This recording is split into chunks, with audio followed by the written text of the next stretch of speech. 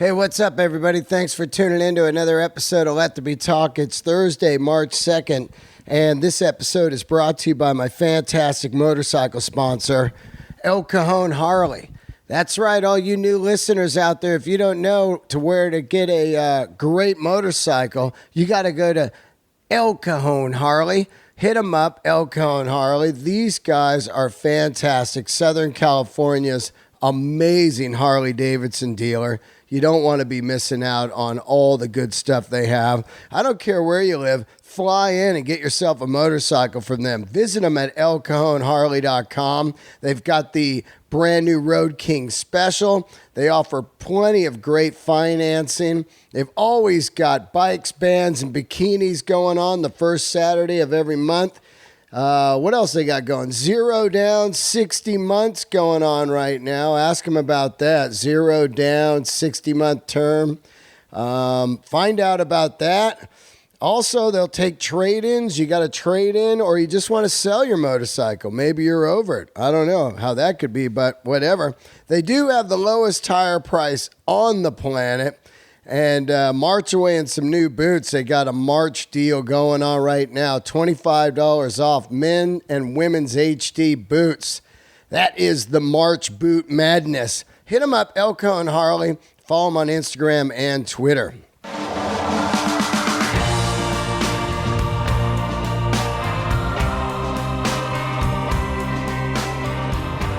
All right, let's get into the episode here. Thanks, everybody. Great week. The sun is out, feeling good. About to go to Irvine Improv tonight, do a little comedy. And then I'll be at the Comedy Store all week, Friday, Saturday, and Sunday.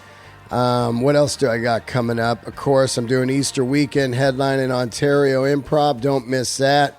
March 9th, headlining Irvine Improv. And I'm also going back to the greatest place on earth, Denver Comedy Works, in the end of April. Get your tickets for all those. You know, show up. 1,000 true fans is what we're building here. 1,000 true Delraysers, and I'm enjoying it. I'm enjoying the process, the grind, whatever you want to call it. I love it, and I love when you guys show up. A great night last night. Death Squad, Red Band. Huge show at the Comedy Store in the main room. Louis C.K. dropped in. It was fantastic.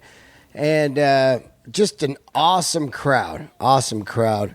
My guest today was on the show. And if you don't know my guest, then you're going to love him right away. If you watch the Impractical Jokers, then you know who he is. Sal Vulcano is my guest today. And Mr. Staten Island himself, and a friend of mine that I met a couple years ago through comedy, and just a great guy.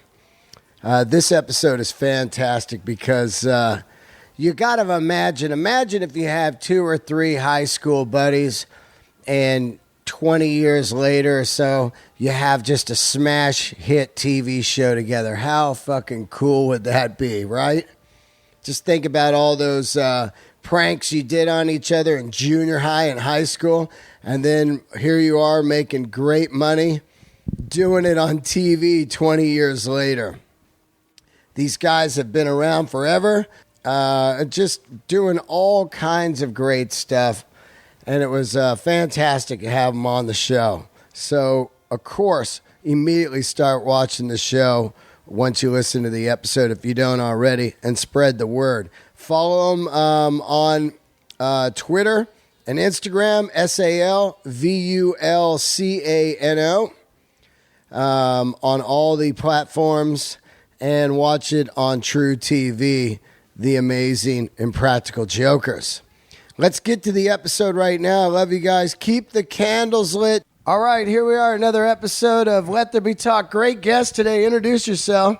My name is Sal Vulcano, and I'm a comedian.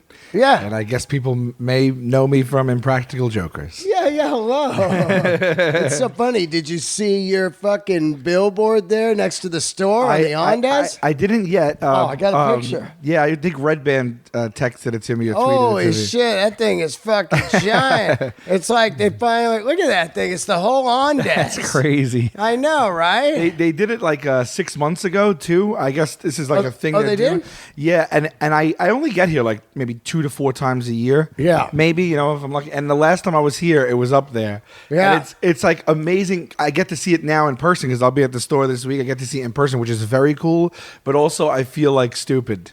Yeah. Like, you know what I mean? It's always weird, right? Because everyone's hanging out outside bullshitting, and I have, you know, it just feels. One of the silly. guys is in a Speedo. Yeah. I love it. I've never seen the show. It's because you can see, I don't have TV. Yes. But I watched some clips a couple weeks ago, and I was laughing. What is it, season 6 now? Yeah, 6 just started airing about 3 weeks ago, and we're in the middle of filming it still. It will film through August, and it'll air through the end of the year. I mean, I really started hearing about the show through Mike, you know, because he writes on the show. Oh, Fenoya. Yeah. For sure, yeah. And so, and then, of course, I started seeing you a couple years ago around the store, and then New York all this year. Yes. But, you know, how did that show come about? I mean, it's basically like a Jerky Boys kind of for sure. prank show. Yeah. You know, or you know, Jackass or that kind of thing. We draw comparisons to both of those. Right.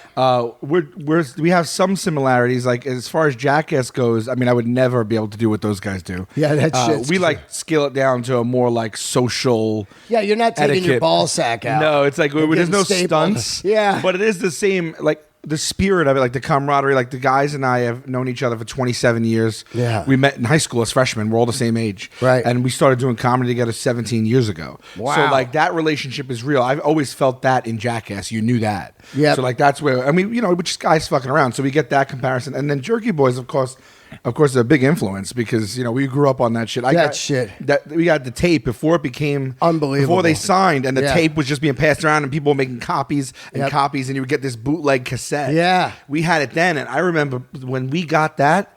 Like even not just my whole high school, like everyone, it blew us away. It was unbelievable. You had Neil Hamburger, which I've talked about, where he does the bass licks on your grave stuff. Right. I'll play bass licks on your grave. He'd call like bass players wanted and shit in the recycler.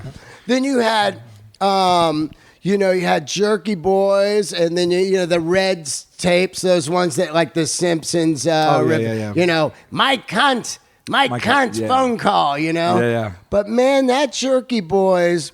And I just recently read a whole thing on it, like the history of it, how much money they made, and then they hate each other. Yeah. And one guy robbed it. These guys made, I mean, that thing made like tens and 20s of millions of dollars. Rock you know? stars. It was fucking $2 to make. I know. You know? Unbelievable. If you think about it, just the overhead, the time. I mean, they're just sitting there probably with a recorder. Yeah. You know what I mean? But it was before. It was like the perfect timing. Yep. It was a perfect storm because today it's saturated. And also today, it's like no one answers their phones. That shit would not work, you know? People just look at the thing. I don't know this guy, you know? By the way, it holds up. Yeah. Because recently someone sent me like a digital file with all the albums in it. Yeah. So like on a plane, I was listening to them and just skipping around. And not only did like the ones I forgot held up, but the ones I remembered, it was like listening to a greatest hits. You're like, oh, I can't wait for him to say it. So it's still so funny. What's your favorite? Mine's Cobra, the snake charmer. Yeah. I play boo-doo-doo-doo instead of da-da-da, Cobra bite eye. That's the other guy, right? Yeah. I love Frank Rizzo. Of course. Just fire his ass off the roof. I come down there with my tools, you fuck face. What do we got here? He's just so outwardly, unnecessarily aggressive from the first second of the phone call. Oh. And people are so caught off guard. That's the perfect dynamic for me. Confusion meets like, wait a second. Like, it's just like he steamrolls them, and you like before they're realizing what's going going on? Yeah. He almost has a hold over him. It just shows you like he's just aggressive, and it's like, except once in a while, a guy be like, "What?" But Saul too is another classic. Oh, like, yeah. suing everyone. And, yeah, man, that shit. I like the one where he's like, "Hey, quit making that noise next door," and he's like, "I'll come over there and kick your ass." He's like, "Where you at?" "Next door, fucker." He's like, "I'm coming right now." Can you imagine you're just chilling on your couch? Some guy starts pounding on your door. You're like, "Yeah," he just punches you, thinking you're the dude. Oh, so fucking funny. God damn, that shit was so funny, man. And then there was also like Florentine, Crank Anchors, and all that. Oh yeah, stuff. Crank Anchors for sure. Yeah. So how do you come up with the idea for the show? It's 6 seasons now. So like you sitting around and you're like, "Hey, let's do a show," and you pitch it to a bunch of people. What happened? Back in the day? Yeah. So I mean, like I wasn't like prank, quote unquote, pranking was not like our specialty or anything like that. And even actually now we have to get categorized, right? So we get categorized as a prank show and a reality show. Yep. And a hidden camera. But like we don't even use the word. We are doing pranks, but like the way that we like approach the show, we actually don't use the word prank at all in our in our verbiage at all, because it's like we think it's a show about us fucking with each other, and just seeing who can come out of it on top, and like the people, like the marks, quote unquote, or the real people are like collateral damage. Right. You know what I mean? Right. So, because it's really on you guys. It's not like you're fucking with the people. yeah, we were like, how do we take something that we love? Because so we 99 we started doing like sketch comedy and like some improv and stuff like that. Right. And then we started when YouTube and MySpace came out. We put up a couple of sketches that we filmed online, like not even knowing. We there was this NBC was hosting this website called It's Your Show. Right. What they were doing was they would give you a topic. Carson Daly, or who was that? Fuck yeah! How do you know? Yeah, that? I remember that thing. Yeah, it was like nobody remembers that. Yeah. Well, I mean, it's just like that's like pre-early shit. Yeah. So wow, I can't believe. Yeah. So what it was going to be was they were trying to find the best sketch comedy troupes for cheap. Yeah. And then they were going to make this like studio show, almost like a glossy like Deal or No Deal studio where sketch teams competed against each other for money, and he was the host. I think it was going to be on NBC. Right. And so what they were doing was, this was a cheap way for them to pool the talent. So they would give topics each week. Like they would say like, okay, I don't know, like they would say infomercial or workout video or fucking, I don't know. And then you got to do an improv on that. You got to film a sketch and get it up by the deadline. Right. And it was usually like a week. Yeah. And then the online community voted for it, and if you won that week just by user votes, you won $1,000. Yeah. And so I had something that we filmed that already fit the bill when we found this, so we didn't do any work. We just submitted one, and it won $1,000. This was like in 2000, I want to say in 6 or 7. Wow. And we were like $1,000. Like I was bartending. Like we were like, holy fuck. We didn't do anything. You're living out in New York? Yeah. So then we're like, well, let's do one now. And then we did that and we won. And we ended up winning 11. There was probably like 50 of them, but we won 11. So we won $11,000. Wow. And how many guys? 4 guys? It's 4 of us, yeah. And we were doing everything ourselves. And we were turning over these videos within 1 week. Wow. So 11. How are you shooting them on like digital? Digital, or? yeah. Right. Digital, like high mini TV. Like an mini DV. High 8 really was when we started. High 8's great. Yeah. That shit's good. Yeah, it was fun, but it was work because you have to digitize the footage. The worst. And everything was much slower back then. Things used to crash, and we had the week deadline. Yeah. So what we had to do was find the topic, write it, get the location, costumes. If there was anybody else in it, usually there wasn't.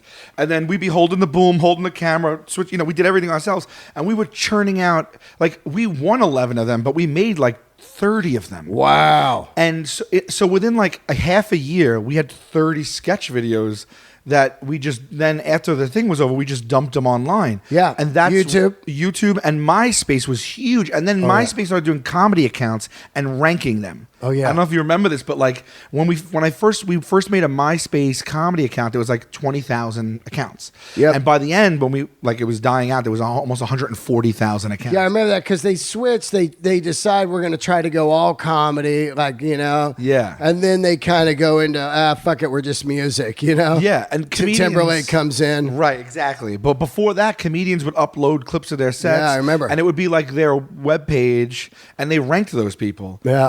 And so I guess since we dumped so much content on in one shot, it started going on the homepage of YouTube and MySpace. So we started getting millions of views. Wow. We didn't even know who did it. Then someone reached out for us from MySpace and identified herself. Yeah. And I think they were competing. So once they picked it up, YouTube picked it up. And so we started getting all these views. Were you making some money off YouTube? No, not at all. I don't think they had that model in yet. Right. Got you. And then what happened was they ended up casting It's Your Show for the pilot. Yeah. And they chose us as one of the 5 they chose. Wow. And they filmed the pilot episode, and we had to submit, each of us had to submit one sketch, and the winner would win 100,000. Wow. Yeah, this is a decade ago. For one sketch? For one sketch. Wow. And we won. You won. We fucking won. And what was the sketch? It was kind of like, it was a good concept, maybe corny. It was called Time Thugs. Yeah. It was about kids that get bullied, that got, like, people right now, adults that were bullied as children. They could hire 2 thugs to go take a time machine back and beat the shit out of their the bullies. The bullies, yeah. Wow. So like we would go back in time and like we beat the shit out of children. You know what I mean? As an adult. As adults, yeah. Wow, that's hilarious. Yeah, it was. I think it came out good, but anyway, it was good enough to win. Fucking won 100 grand. 100 What is grand. that? 50 after taxes? Probably, and then split 4 ways. Yeah. Still, dude. Yeah. No, I remember. I remember we weren't making any money though at then, and I was working off the books. Yeah. So I probably got most of it. Like I probably got like 22,000. I remember because I remember like our Joe in my in the show, his sister's an accountant and she did it for us. Yeah. And she like filtered it through something and like did some write-offs. So I remember getting what was the biggest check of my entire life. It was like $22,000 or whatever it was. Wow. I'm sure I had to pay more after that, but I got it in a chunk. Yeah. And like I had like $1,000 saved. You know what I mean? And then I had 20,000. I was like, oh my God, like I'm kind of an adult. Yeah. But what'd you do with the money? Did you move or anything? I kept it in the bank. Yeah. And I just added to it. I don't really know where that specific money went. Like I remember like my buddy Murr on the show, he like bought all new furniture. Yeah. You know? But the show they made the pilot, never aired. Right. But they still had to pay us. That's amazing. Yeah. Wow. So then the producers from that show, they said to us, hey, like, let's introduce you to our agent and maybe we can try to develop another show together. So we met with their agent and he took us on. And then that's when we dumped all the stuff onto YouTube and it started getting traction there. So we'd like go into meetings with ideas and he'd be like, look, they just won this contest, 100 grand. They're getting millions of, MySpace was the hottest thing. Yeah. They're getting millions of views. And then we ended up hitting #1 comedians on MySpace. Wow. Which I don't know the algorithm and I don't know how arbitrary that is. But nevertheless, it was something to go into a meeting and say. Yeah. MySpace was so hot. Oh, totally. Yeah, I mean, that's back then what the Dane Cook was like. Yeah, it was like the top 10 was like Dane Cook, Cat Williams. Yeah. Like it was all these like big. That was like real shit because if you were in the top, you were putting butts in the seats, man. Yes. Like, Dane was doing all sudden arenas, and you got to think like now. I see guys with like 100,000 Twitter followers, and you go and they got 9 people at their show because back then people were rabid and would go out. Like, that was a checkpoint of like, who should I see? What should I go do? Totally. Like now everyone has a voice like that, but it was like on the cusp of it, and we also weren't comics, stand-up comics.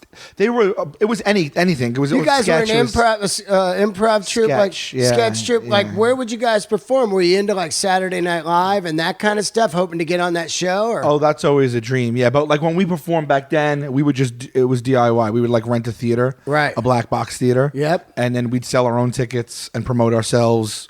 Literally, like handing out no guys flyers. were doing stand-up. No guys were. No, and I did a little bit. Right out of college. Right. But this had nothing to do with that. I had since just focused all my energy on this. Yeah. And because we had been touring, this is 2007. We started doing sketch and improv in 99. Wow. So we were doing it for 6-7 years already. Yeah. Before and we got to a decent place in New York. Yeah. Like what you do? Show once a week, once a month. We would try to do like 2 to 4 a month. Yeah. Like UCB or any of that, or just... We were at UCB watching and learning and stuff like that, but we didn't go through UCB. It was all DIY. What made you guys want to do that? Were you just like into Saturday Night Live as kids in New York, or what was it? Yeah, I was. I think what happened was like all of us stumbled into taking an improv class in high school. Right. We met in 90, and in our junior and senior years, we took this improv workshop. You met girls. Yeah. You did stuff after school. It was social. So we did it, and it was fun. I love getting laughs. I mean, I wanted to be a comedian since I'm a kid. Right. So, like, that was just how I entered into it. I always wanted to be in comedy. I mean, you got to look at, like Chappelle, to me, like, nothing since early seasons of Saturday Night Live would make me, like, want to do that kind of stuff. Then once Chappelle's show comes on, I'm like, Oh, yeah. Man, I would love to be on a show like that. Oh, yeah. It was like the resurgence of sketch. So fucking edgy, you know? I mean, that is just next level shit. It was. And before that, it's so weird how, like, there's these, like... Living Color? Yeah, Living Color was another big one. Oh, yeah, man. That shit was big. The networks, like TV, they have these mandates, like, because that's what we were doing. And so we would go in, and they'd literally make these blanket statements, like, no one's buying sketch right now. Oh, I love that. Like, and we're like, really? Like, nobody? Like, do you even want to look at what we have? Yeah. And they'd be like, nah, no one's buying sketch. Why do they take the meeting? I don't know. We pitched them all different ideas, but and then of course you get Chappelle, and then everybody wants sketch. It's the complete opposite. Yeah. But so we would go. We went into these meetings, and dude, the luck that we had. The first batch of meetings we went into. Yeah. We had a show that we were pitching, and Spike and Fox. Wow. Offered us pilot presentations. Wow. This was the first time we ever took a meeting ever.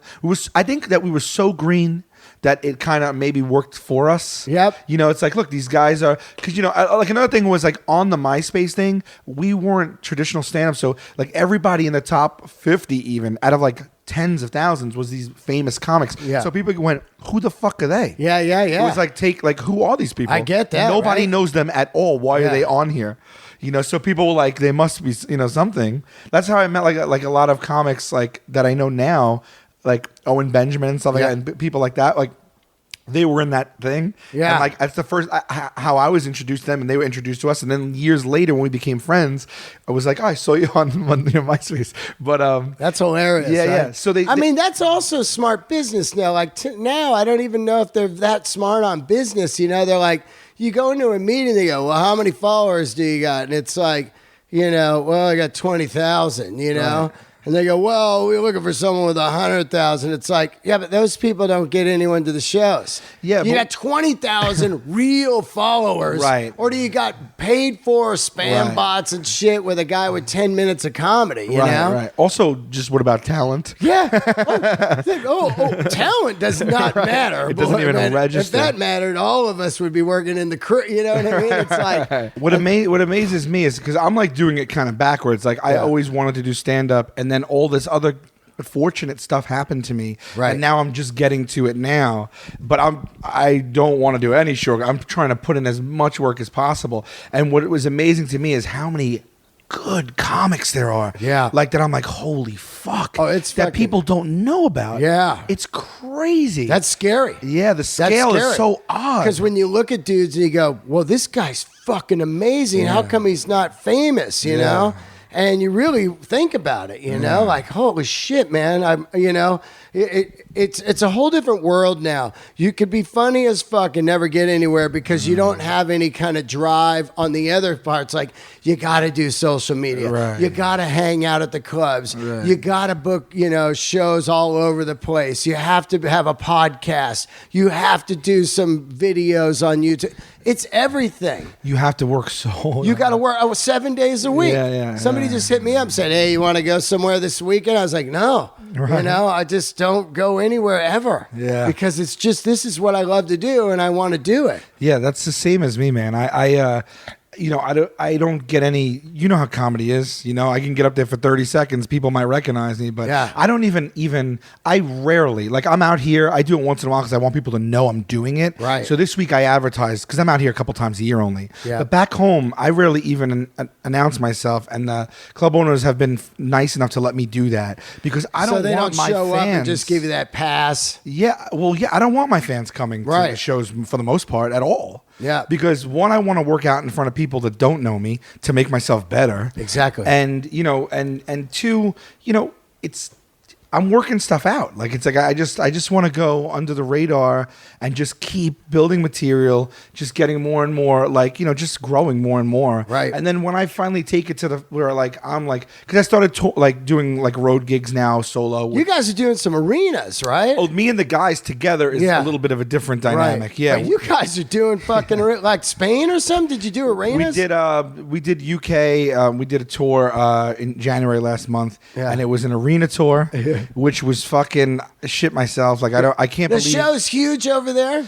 Yeah, we didn't realize how big it was over there. Because we've been on here since 2011 and steadily gaining traction. Luckily for us, I don't know, True plays the show so much. Right. It's either people fuck these guys, it's on every They don't minute. got any content, so they're like, throw this on again. They're growing, man. They are getting more and more, and it's becoming a home for comics, which I couldn't be happier about. Because when we started, we were on there. We were the only comedy show. Yeah. We was 5 different tow truck shows, storage shows, and pawn shows. Yeah. So MTV and True actually been on the show, and MTV wanted to make it a strip show. They wanted to make it like a 5 days a week game show with every week there was different people on it. Oh, wow. And we were like, well, we kind of want to be like the anchors of the show, and so people have something to root for and things like that. And then that's what True wanted. Right. And we're like, well, True isn't really our fit though, but neither kind of was MTV. So we're like, maybe we get on True and we're so different, we'll stand out. And we were so lucky that that's what happened. Right.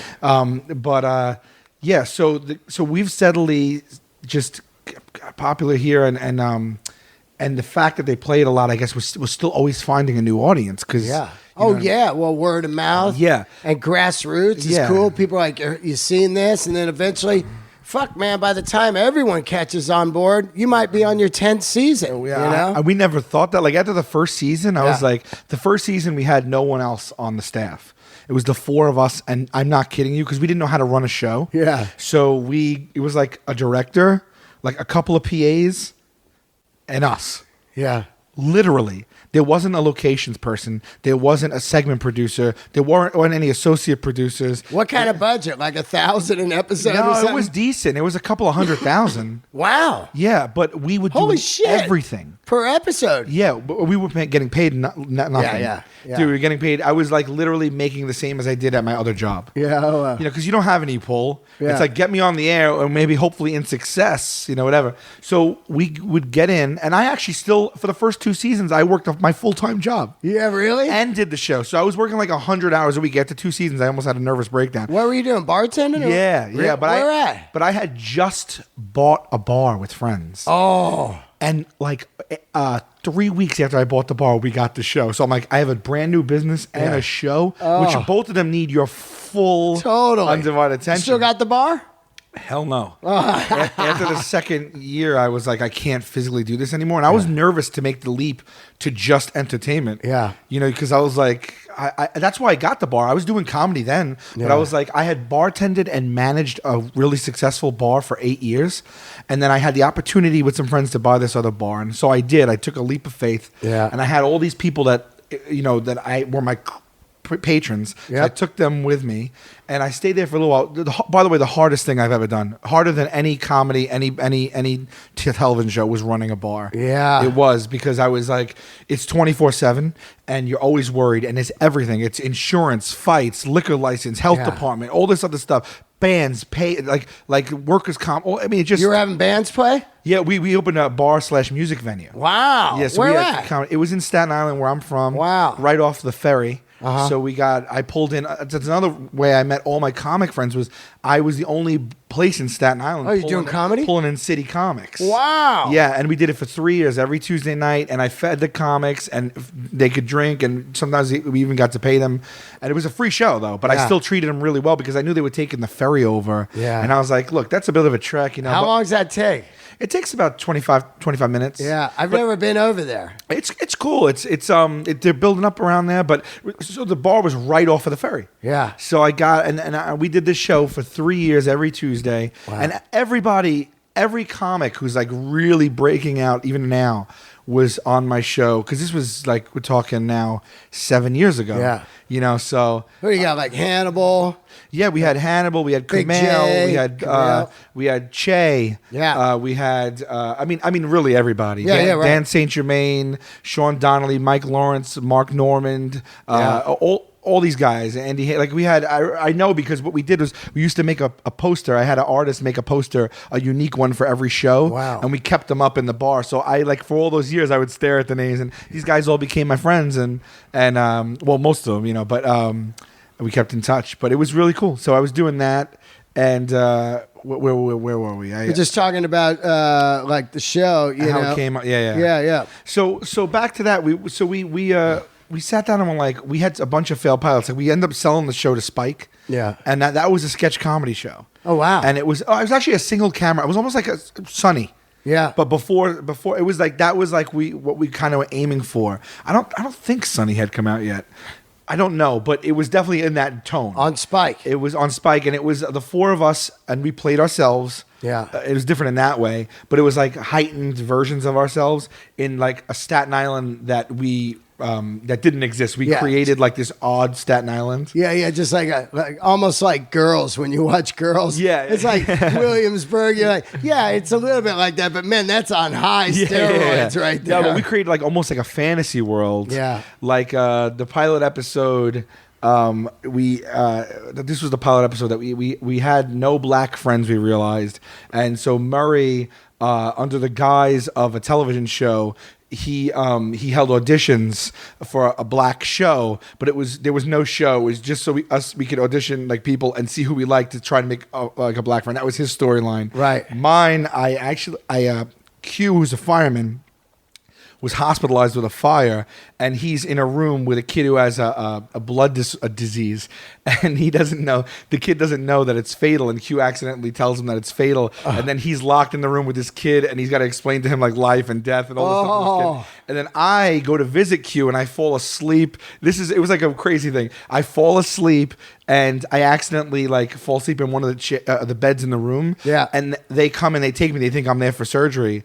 So I end up waking up and I have breasts. Oh. Yeah. Oh my God. And so like Hilarious. it was like a whole like thing. Did you guys shoot the pilot? We fully shot it. Wow. Oh wait, no. What am I saying? Yeah. Wait, no. I'm mixing. Sorry, I'm mixing two pilots. So yeah. The thing with the black friend, we shot that for Spike, and we went with Spike because we thought that like this was the thought process. Fox was like huge, but it's like we were just like, where do we have better odds of getting on TV?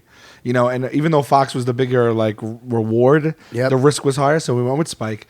And the production company that we made it with, we just weren't a good fit with them, and we didn't know anything, and they took control of it. Wow. And they were like nice, but like in the end, we realized it was a big learning experience for us. We realized we would have done stuff a lot differently. Yeah. And we handed it to Spike, and they passed on it.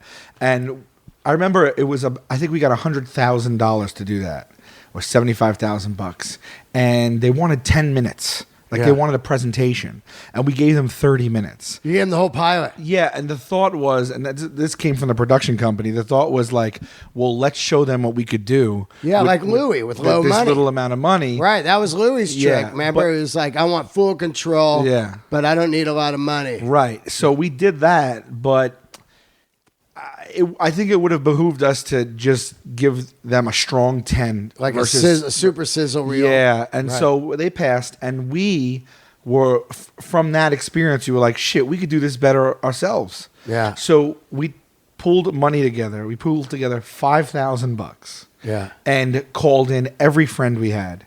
And we made another episode of it. Really? A little bit different, like a different take. And that was the one with the breasts and Q and all that stuff. And actually, in this episode, Oh yeah, because Joey's in the hospital because his grandmother was sick and she was abusive to him his whole life. Yeah. So he goes to visit her and she's just being abusive to him and everything, and that like inspires him to go and this whole thing. And Murray comes to visit and he finds himself in the children's cancer ward. Yeah. And so he wants to do something he wants to impress this nurse who he wants to bang. So he puts on a magic show for the cancer ward children, and he asks her to be a volunteer, but he's like overzealous, and he puts her on this thing and spins her and he throws knives and he literally fucking he just stabs her. There's like 10 knives in her at the end and she's just rolling around. Yeah. So it was like you know, a little like edgy, dark. Yeah. It was dark and everything. Yeah. And we did it for $5,000, man. Wow. It was better than the one before it that we did for $100,000. Wow. And we shot it over 3 weekends. And dude, I went to a hospital and talked them into letting us using a wing to film it. Shit. Yeah, they're like, yeah, we get offers. It's $15,000 a day. And I was like, I'm a local guy. This is us, and we're just trying to do right. And I said, what if we come back and we perform shows for your senior citizens and so, and they let us do it? And we this thing probably should have been like $100,000 budget. Right. All of our friends work for free.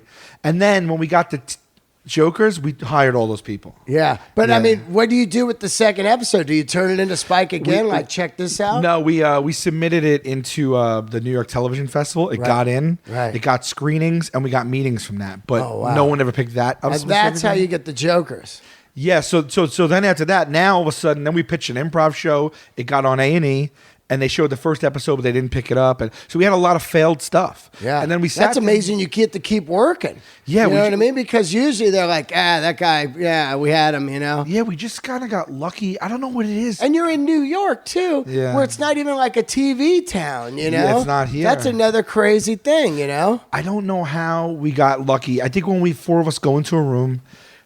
Because I've done pitches alone and with them. Yeah. And it's just like when we go in with them, the entire mood of the room, the energy is different. It's 4 guys. It becomes a conversation. Yeah. It becomes multiple people. Well, you can riff too. The riffing. As soon as one guy runs out of something, another guy grabs and we it. do that. Now, we've been doing improv for fucking 20 years. Yeah. So it's like, we're on that. Boom, boom, boom. So I think we walk out of there just leaving them with a good taste in their mouth. I don't know. That's the only thing I can think of why we've had success with not a lot of pitches in the beginning.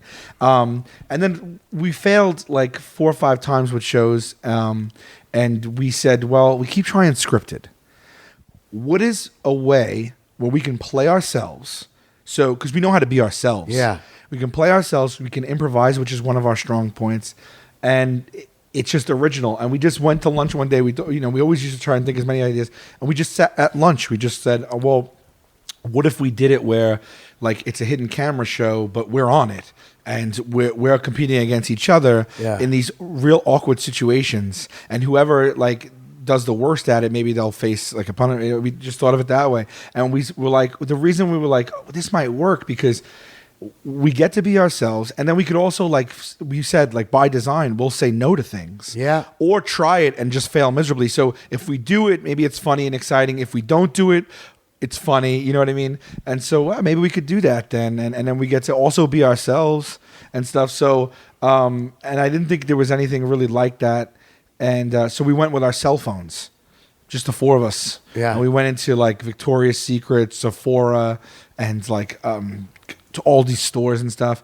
And we did these little tasks, like we had to buy lingerie for ourselves. Yeah, we had to go in and help them give us help, but we had to use a fake language that we made up on the spot. This is all the stuff we shot in ourselves. This was, I have a little bit of a thicker skin now, even though I'm still a pussy on the show, but when we were filming this was like the 4 of us with our cell phones, no anything.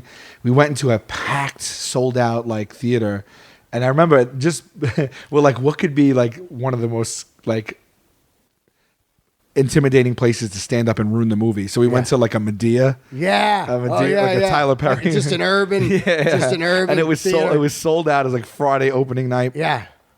And Joe was we had to stand up and just announce to everybody that we shit ourselves or whatever and sorry, and which it sounds like even now we probably wouldn't do something like that because we learned in the shows, let's stay away from blue and sex. Like we'll sprinkle in, some toilet humor, some sex stuff. We'll sprinkle it in, but it's too easy. So we now focus more on like actual interactions, etiquette, faux pas, like too close for comfort, like weird things like that. We like to focus on more of like the content. We want it to be layered. But, then of course you throw in a dick joke, of course, right? Of course, but he got up, and I remember I was fucking shaking, because you don't know, like I don't know who the fuck's gonna punch you, or you could get beat up. Yeah, I don't know. Yeah, and he got up, and I remember I laughed so hard that I was crying, and my cell phone footage is just going like this. And we so mid movie he just gets up and goes,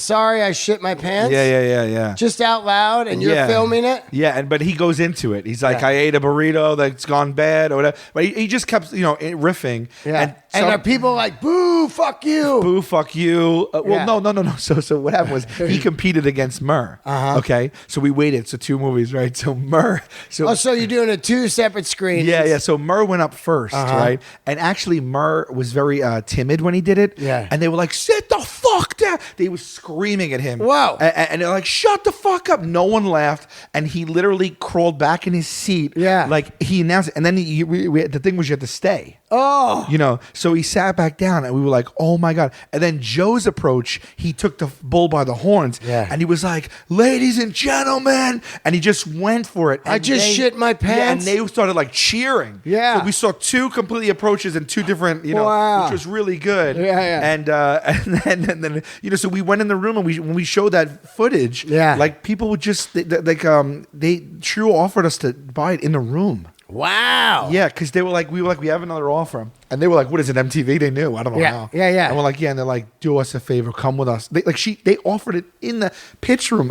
We couldn't believe that. Like, what kind of offer they hitting you? No, they didn't do the deal points. Right. But they were like, we want the show. Yeah. They said, they don't normally, they're like, we'll get back to you. Yeah. You know what I mean? Of course. She went out, I remember, who I still work with her, Marissa Ronca. She's one of the executives up there. And she walked out, and can you give me a second? I want to get a bunch of other people. Yeah. We're like, all right. And she brought everybody, she brought a handful of people in, and she replayed it again. Yeah. And they were all literally, she had tears coming down her face. Wow. Because that's what we should have did with the first thing. We cut this down to 5 minutes, and it was undeniably funny for 5 minutes. Just punch in the face. Yeah, punch in the face. Right. So the idea was we're going to do 3 of these a week.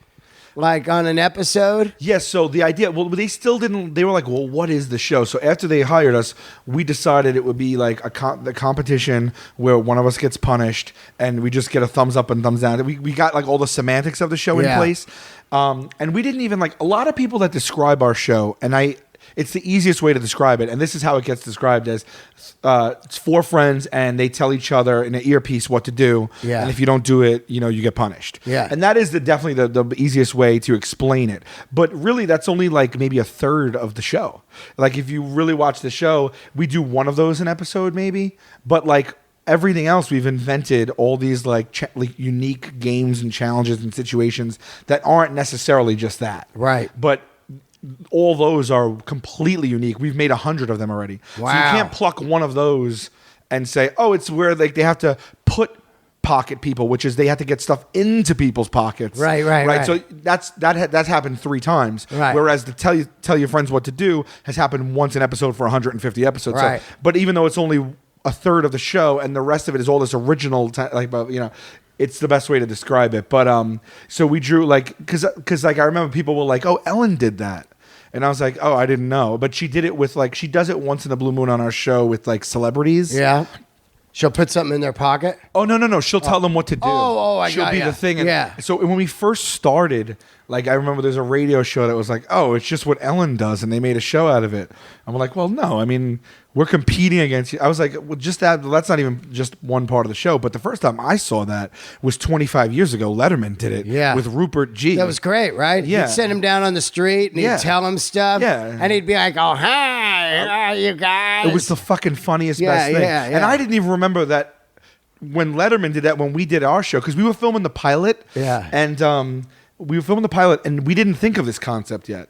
And we were filming in Costco one day, and because our director back then knew a friend that worked there, and they let us film there. They never invited us back. Wow. But we just got it in Costco, under the radar. Yeah. And I think we presented them what we wanted to do there, and they were like, nah, don't do that.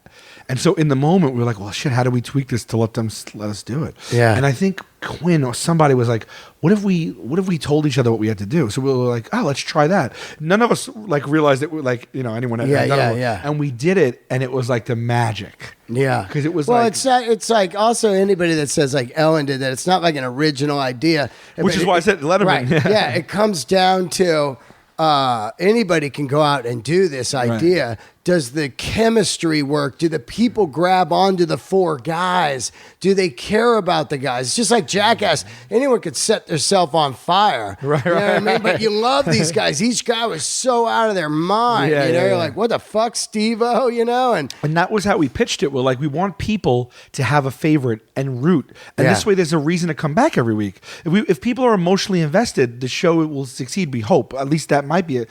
And MTV didn't see that. And then MTV, they actually ended up making that show. Oh, wow. It was called Money from Strangers or something. Wow. And they literally made our show. Like, it was like... Did you guys sue them or anything? Nah, what are you going to do? Yeah. I mean, our show already started. Yeah. And already started airing. So they started making it a little bit after us. That's insane, so right? It aired a little after us. And immediately, it was a game show. It was they call it a strip show. It was on 4 or 5 days a week. And... it's funny because our original pitch was called Mission Uncomfortable. Yeah. That was the name of our show. And actually, we would pull up to a location and sit outside of it in a van. And we'd have because like the CIA, like the FBI vans and stuff. Yeah. So we'd have all the video village in the van right outside of a store. Yeah. And the other guys would be in the van and we'd be inside. We abandoned that when we got to True. But they took it. So their show was 3 comedians, different comedians every episode, sit in a van right outside, and different contestants every show. Yeah. Took whatever the comedians told them and competed against each other for money. Right. So they did the show that they said to us, we want to take your idea. They just did it anyway. That's hilarious, right? Yeah. And a lot of my friends were on the show. Like I don't think I've ever even talked about this, but like. It just came up, but like we watched it and we're like, it is what it is. What are we gonna do? Like it's really not what we're doing. Yeah. And our show already started airing first, and like immediately people were like, "What is this ripoff? It's not even as good because it's not the same." So we're just like, just let it be. Yeah. But they did a few seasons of it, and Jeff Dye was the host, and he's hysterical. Jeff Dye? Yeah. But I have no idea if those guys knew that we. But afterwards, someone had wrote to us and was like, "Did you see the show on MTV? Because it's like the show you pitched them." That's hilarious, right? Just like, I learned that you don't want to make it. Okay, that's just how this biz is, right? But there was even a bunch after that. There was one that my buddy Theo hosted on. I think it was NBC. Howie Mandel did one. I think it was called like. I forget the name of it. I mean, everybody looks for something to grab on that's cheap to make like that. Well, this happened. Like it was like got successful. Yeah. And then networks wanted versions of it, I think. I mean, look how many people ripped Tosh, you know what I mean? Oh, and once he had the show off, everybody just made a Tosh show, green screen show, And that's which I think is one of the funniest shows of all time. Oh, it's so fucking funny. Oh my God. What season is that in? I don't know, it's fucking like 10. He deserves it. That guy is so good. That guy's incredible. He's such a good stand-up comic. Oh my God. I go like once a year to a shoot. Yeah. I just like to pop in. Yeah. And I've gone 3 times now, and I have to almost leave they shoot it like in this green screen room with just bleachers, and there's fans in there. Sure. And then the old like Talk Soup or whatever. And then the friends stand behind the bleachers, and I got to leave the room. Because it's just like I'm laughing way too fucking hard. The one where the ice cream truck hits the dude. Oh yeah. I was there at that one, and it was one of the funniest things I've ever seen because I wasn't ready for it. He's just dancing in the driveway, and he backs up, and the ice cream truck hits him. Yeah, man. And I'm just on the ground. Yeah. It's like that kind of shit. What was the old 50s show, the hidden camera one? Candid Camera? Candid Camera. Yeah. I mean, that shit is still epic, man. Like the bowling pins where the guy rolls the ball and all the bowling pins just crumble. It's real. It's like, it's never not going to be funny. And you know what else? It's universal. That's what I like. Like, you could have a certain comedic sensibility. You could be like uppity about it. You could be an elitist or, you could be whatever. It doesn't even matter. But at the basic human level, a fucking dude getting hit in the nuts is always going to be funny. I'm sorry. Yeah. Just always going to be funny. And that's actually like also it crosses like something like a Tosh or the Candy Camera. It crosses languages. Yeah. It has nothing to do with what Yeah, language it was you like speak. the Bob Saget one too, the America's Funniest it's Videos. still on. Is that still on? Yeah, it's still on. Holy shit, it's that still show. on and new.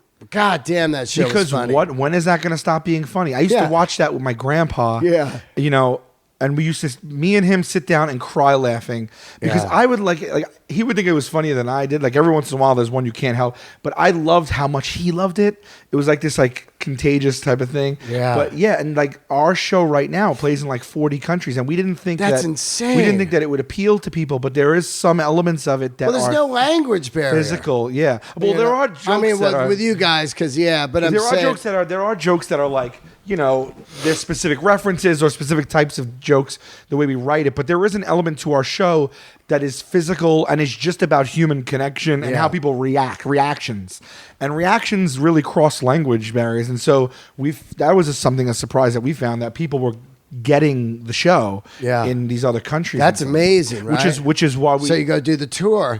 The tour, yeah. So we've been touring. You're doing arenas out there, though. Out there, yeah. Now what is the tour? Is it sketch when you're on stage, or is it 4 guys doing stand up now? It's 4 guys doing stand up. No shit, huh? Yeah. Well, we like our version. Yeah. Our Now version. Fenoya, he opens it or hosts it or whatever. Yeah, he's our opener. We have like about 4 guys that we travel with for the last 4 years. Right. And we just slot them every little tour. We take the next guy. Yeah.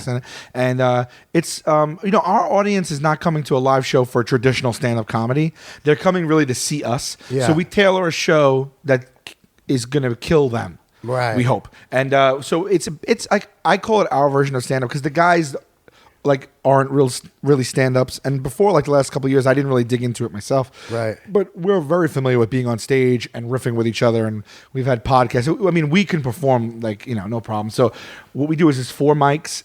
We do crowd stuff. We do we tell stories. We show some videos. We do a little stand-up. It's a mixed bag. Oh, that's cool. Which is cool because all it keeps 4 guys at stage at the same time always. Yeah. Wow. Yeah, which is cool, man, because we get to do things that you can never do solo. Yeah. Or even with 2 people. Yeah. You know, like we get to tell stories or do things like the timing of how we say and do things and tell jokes. I mean, literally, if you can only achieve it with 4 people. Yeah. And sometimes we hit highs that like you can't hit solo. Yeah, yeah. And I like that. It's fun. You ever fucking crash and burn like it's not going over? Not too much. Even like, because you got to understand, like the fans are, I mean, they're on board. It's home crowd. Yeah. They are there. They can't wait. Like our shows don't play like comedy shows. They play more like bands. Yeah. People come. They are dressed in. They have tattoos of us. Wow. They are dressed as us. In costume. They have signs. Wow. It's like wrestling or something. It's like wrestling. Like before we come out, like they start chanting quotes from the show. Like before we even come out. Yeah, yeah. So it's like all love, and we get out there, and we do it like loose too. Like we try to have fun. Of course. You know? But we write the shows. Like this is our 4th year touring, and we started out in 2012 touring, and we're like, well, look, now that the show's on the air, you know, we have experience performing live. Let's see what we can do. And so we started to like do this like 4 mic type thing, which we hadn't done before. Right. And we started out, dude, in the holes of the comedy hole, the sea rooms of the world. Yeah. You know, like we started out just like in like, you know, in the middle of nowhere in Iowa and you know, wherever the hell. And we were doing these like little rooms, and we just steadily increased. Then we started doing like better rooms, like the Improv and Zanies and stuff like that. And then we moved to like 1,000-seat theaters. Wow. And then 2, and then 3, and now here we do like usually like at least maybe we do about 5,000-6,000 here. Whoa, in LA? We're doing the Greek theater. Whoa, no shit. Yeah. When I say here, I mean the States. Yeah. Yeah. So like, and that's just new too. Like doing the Greek in LA? Yeah. That place is fucking great. I've never been there. But we only found it out 2 days ago. But we've played the Nokia here a couple. Oh yeah, I did that a few times. Yeah. So like, you know, but in the States, and depending on the market, and the theater availability, if we do like we went from 1 to 2, you don't want to go too big and then you don't sell. Of course. Little by little, 2 to 2,500. Yeah. 2,500 to 3. Yeah, that's got to be some great money. Oh, we make more touring than we do for the show. Of course. The show serves as a commercial for the You got tour. merch? Yeah, we got merch. Fuck yeah, man. You're killing it out there. Yeah, we have a merch deal that we did with True. Yeah. Because they help support the tour. Yeah. So we cut them into the You got a tour bus or you just fly? So what we do is every other weekend we're on the road, we fly. Yeah. And then twice a year, every 6 months, we do a bus. Wow. Yeah. That's incredible. Yeah. Now, on top of that, you're going out every night and doing stand-up on your own, right? Yeah. Just trying to become a headliner on your own? Yes. Yeah. Yes. Now, how do you approach that totally different than that? It's just straight stand-up, right? Yeah, straight stand-up. Right. And it's crazy hard, right? Yeah, absolutely. I mean, I fucking love it. It was all I ever want to do my entire life. Yeah, me too. And It's I'm insane. I'm thrilled to be doing it, and I'm busting my ass, and I'm loving it. I love everything. Yeah. I love every room, every experience. I don't fucking care. I had a great show yesterday, and I fucking bombed yesterday, and it is what it is. I literally tape every show. I never try to do the same thing. I'm grinding. I'm approaching it like a freaking. I have so much passion for it. Yeah. But I'm thrilled that I'm doing it, but it's bittersweet too because I'm I wish I was doing this since I'm fucking 20 years old. Yeah. I'm 40. Yeah, I'm 50, Yeah. 51. You're fucking 50. Yeah, I'm 51, dude. You're shitting me. Yeah, I started 7 years ago. Holy Yeah, shit. dude. I just fucking first started. of all, that's amazing for me Yeah. that you started only 7 years Yeah, ago. man. So you got That's a long time.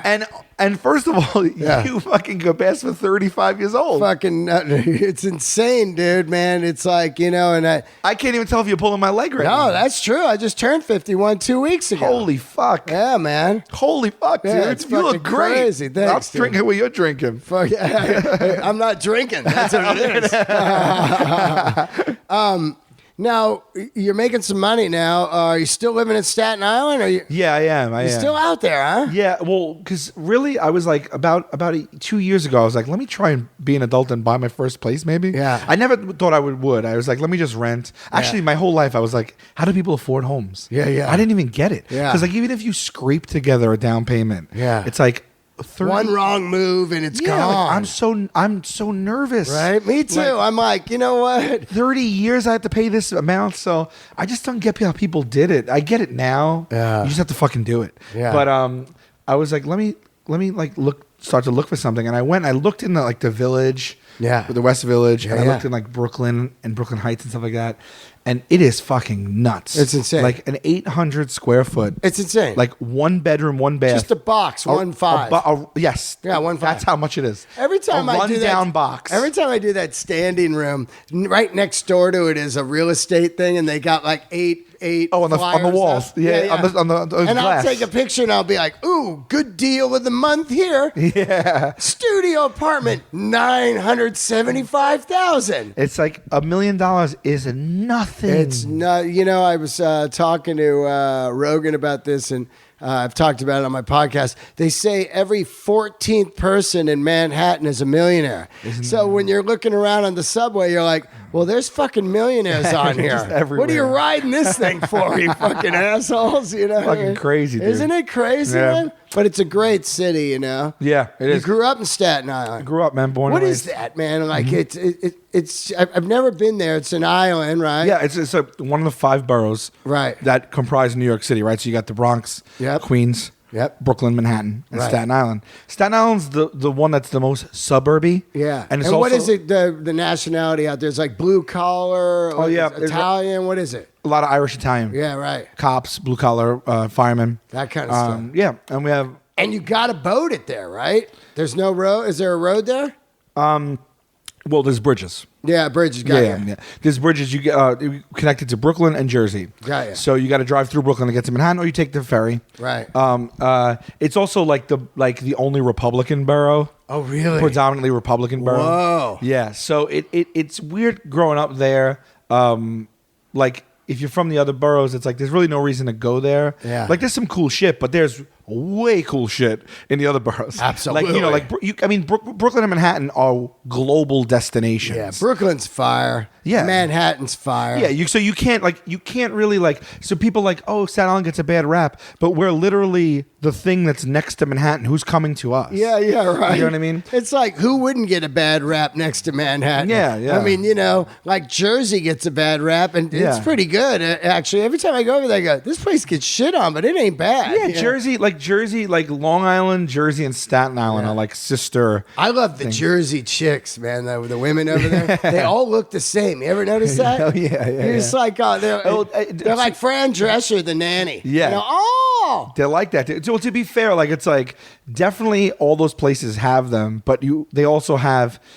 They're in every place, but there's also different people. You know what I mean? Yeah. But predominantly when you hear about Staten Island, we're stereotyped as that. And Jersey, it's like mafia, Italian, Well, those are the people that go out, like to rock clubs. Right. I always say that, like, I say, oh, all the women look the same here. Well, that's because those women are into rock, or those kind of dudes with the mullets, Yeah, like, you got those metal cats. Jersey mullets, whatever. But it does definitely gets a weird rap, and I go there and I go, this place is fine, man. Yeah. I've been around America. This is pretty tits compared to some places I've been. You know what I mean? And just like anywhere else, you have shitty parts, shitty people, good people. Absolutely. My family and everyone I love and everyone that influenced me is from there. Yeah. Good people that I came up with. I was born and hung out on the I guess what would be considered, even though we don't have a downtown, the South Shore, the North Shore of Staten Island, which is near the ferry,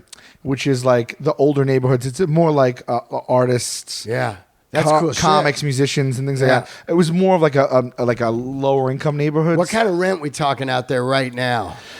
Like a one bedroom, super cheap. It's at an all time high for Staten Island, but it will blow your balls off how cheap it is. Yeah, what is it? It depends on what part of the island as well. Right. But if you wanted to get a one bedroom for rent down by the ferry, where I'm telling you, first of all, it's going to be in definitely a beautiful old home. Yeah. You can get an apartment building, but there's a lot of old homes. Yeah. And they have their pre-war and they split them up and stuff. Oh, wow. You can get a one bedroom for $1,000. Wow. Yeah.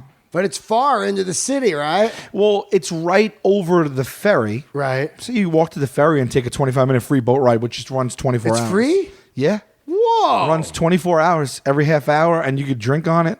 Wow. Like they have beer and food, and I would never touch the food, but I remember that one people episode. Crack open ice cold beers for the ride. You sit outside and you pass the Statue of Liberty. There's one episode of Louis where he goes over there to confront that bully, and the dad and him fight or whatever. Yes. Yeah, that's Staten Island right there. You get the fuck out of here. That's the rap. That's the rep it gets. Yeah. I love that. But man. there are I love it. It shaped me for better or worse. You know what I mean? There's many things I don't like about it. It is what it is. So there are things but where am I going to go? Where am I going to live? Where that's not going to be the case. Where there's people I hate, everywhere. People I love. Yeah, it's everywhere. So it is what it is. So I so you own out there. What's that? You own out there. I bought, because I was able to get something that really cool. Yeah. That I could never get in the other boroughs. Yeah. If it was in the other boroughs, it would be 5 times as much money. How much did you get it for? I'm gonna tell you off air. That is hilarious. No one ever wants to know what kind of money they're making. It's tough to be funny once you got money, right? You know what I mean? Dude, I'm the everyman. You know what I mean? Yeah. There was an interesting story I read about Ron White where once he started making money, he was taking pictures on the private jet and, drinking fucking the best Cavassier. And that doesn't go with his stage persona. Well, then the manager guys that were running that blue collar comedy tour were like, hey, you got to chill out on those photos, man. That guy's super rich. And he goes, hey, assholes. Yeah.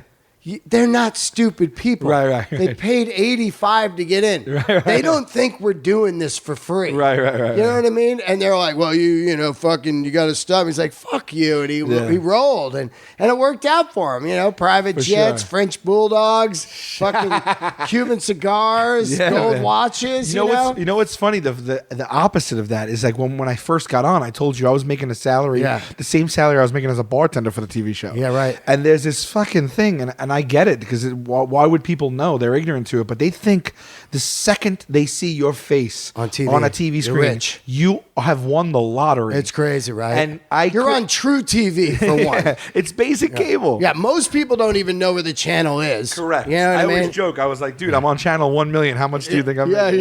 Yeah. But and then before success, you can't demand any money or anything like that. And so I've done shitloads of movies.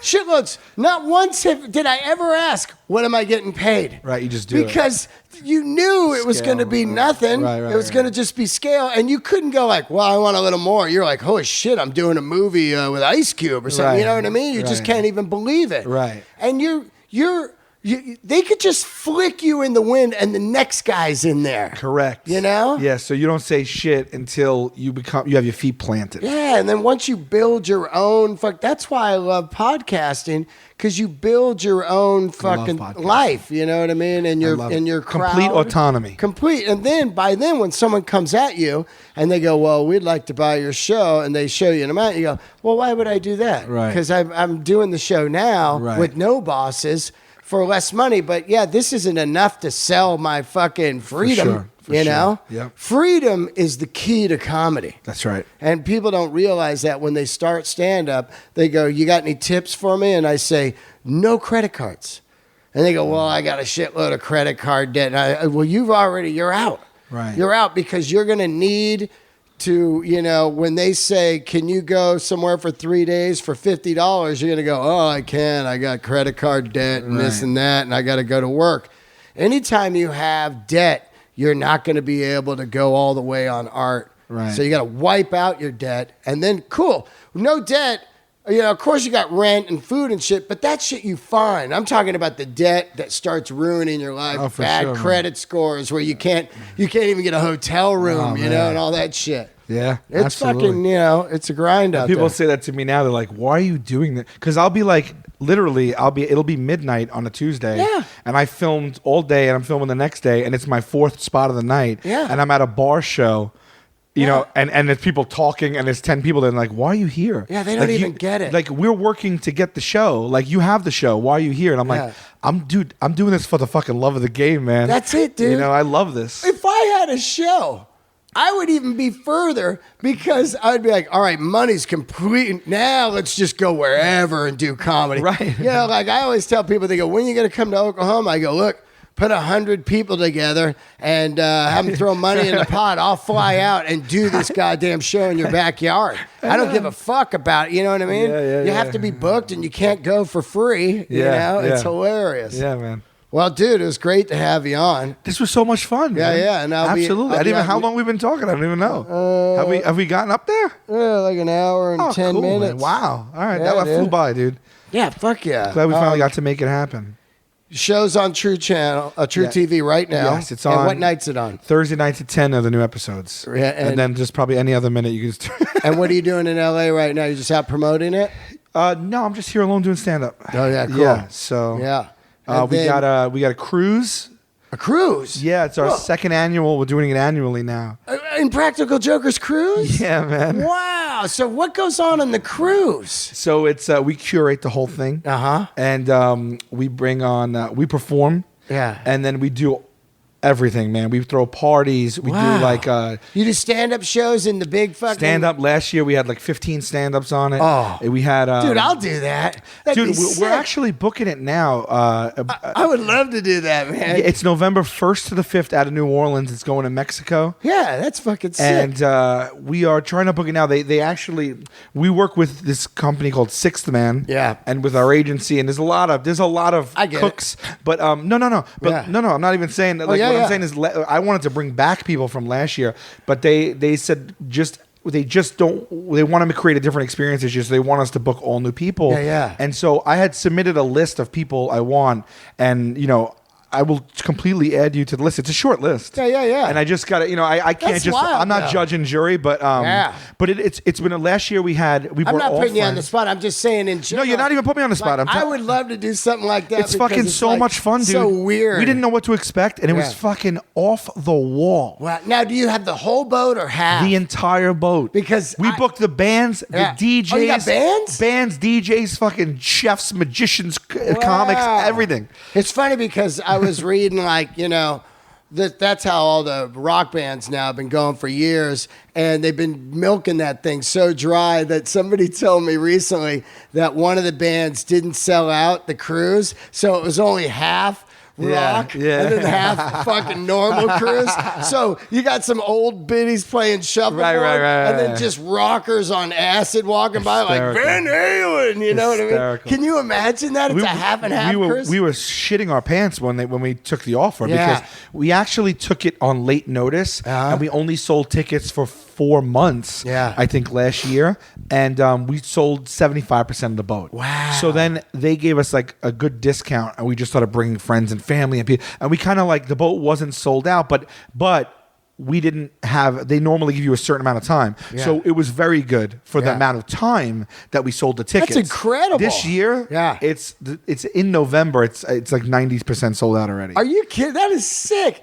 Now, what kind of bands you have? Some big bands or? Yeah, so we were like last year. We were like, all right, how do we approach this? Because we want something for everyone. Yeah. So we can't like afford like some famous Yeah, of band. course. You're not gonna And we have also like fucking Pantera or whatever. I mean, they're not around, but you know, right? like- Or even if like a band has a couple of hits, then they have a hit. But then who wants to listen to all the original music no one knows? Yeah. So we're like, we got to approach it from a more of a entertainment place. So we booked the Dan Band. Yeah. And those guys, Dan Finity and those guys, they were cover awesome. bands would be great, right? Like Van Halen cover band. So we or did it. something? So we booked this guy Sean Clush. He won the #1 Elvis impersonator in the world. Wow. So he came on. He does the whole fucking thing. No So shit. we had his band. They were amazing. They're coming back on actually.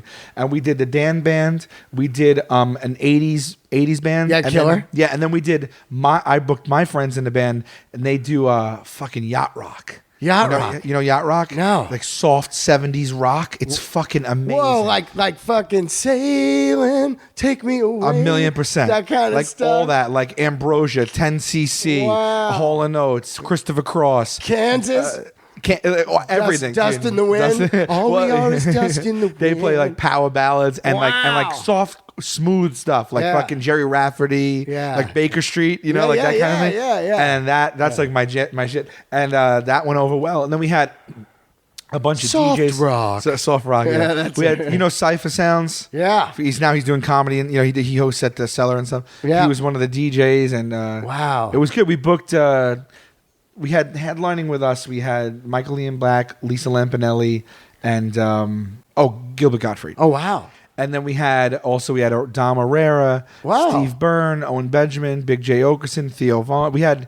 I'm not going to remember everyone. What was it, like a 3-day cruise? It was 5 days, 4 nights. Wow. Yeah. That's wild. Yeah, dude. We had everyone coming out swinging. It was so cool. And everyone we booked every comic that we booked were friends of ours. Yeah.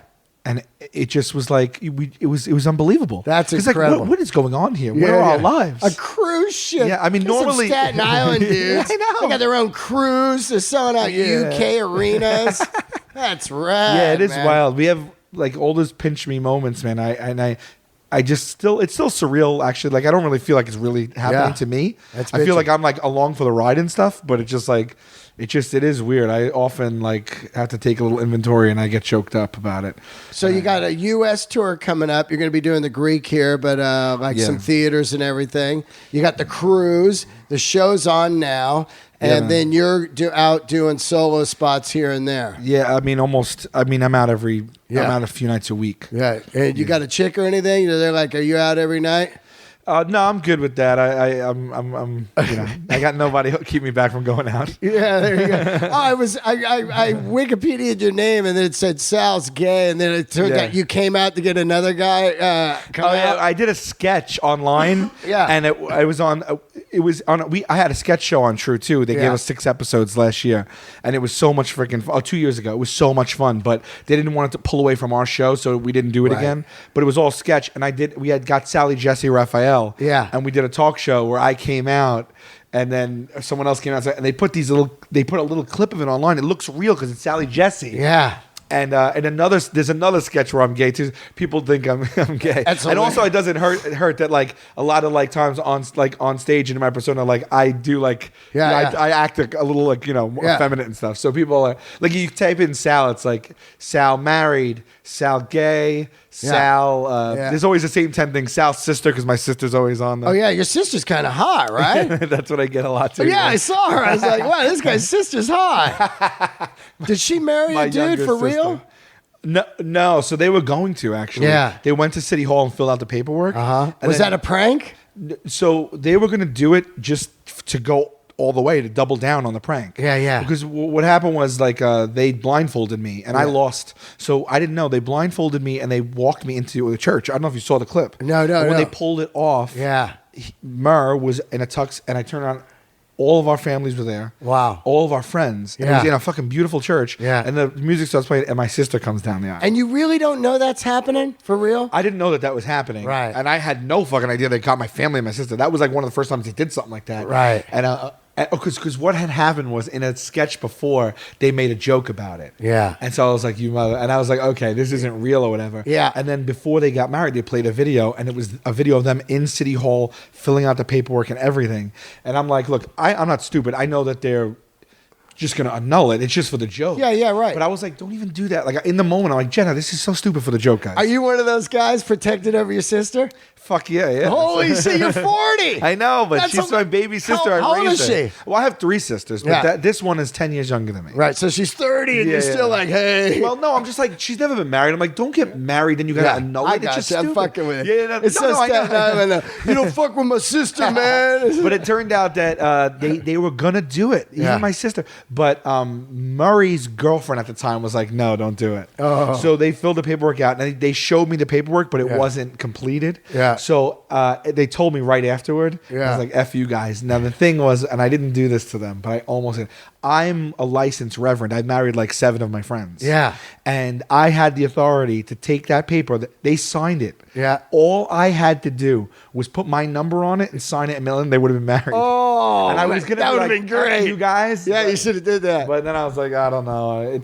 That's a little bit out there. Like I'm really taking a liberty. Is that guy Murray? That's his real name? James Murray. Yeah. We call him Murr. It's so funny, man. When I was a kid, Murray, I raced BMX, and Murray was the bike. It was a shitty bike. I had one. Yeah, it was always. It was a piece of shit. It was like known as the poor man's bike. The poor man's Huffy. Yeah, right. Exactly. It was really so. I had one. Whenever someone was like really shitty on their bike, like we'd call him a squid or Team Murray. Or Team Murray. Like, fuck! Here comes Team Murray, man. My first BMX bike was a Murray. Yeah, I remember we got it at like Kmart. And then we would use it. We used it all through junior high. A guy would come up and go, "Look at this fucking Murray."